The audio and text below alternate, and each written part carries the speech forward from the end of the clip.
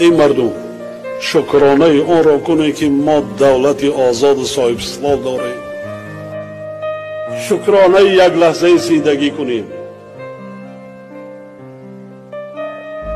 شکرانه یک لحظه زندگی کنیم.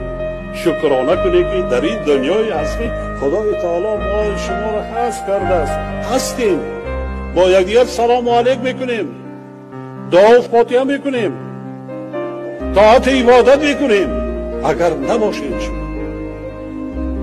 هیچگاه مهر و محبتی عزت و احترام انسانی را فراموش کردن در کار نیست.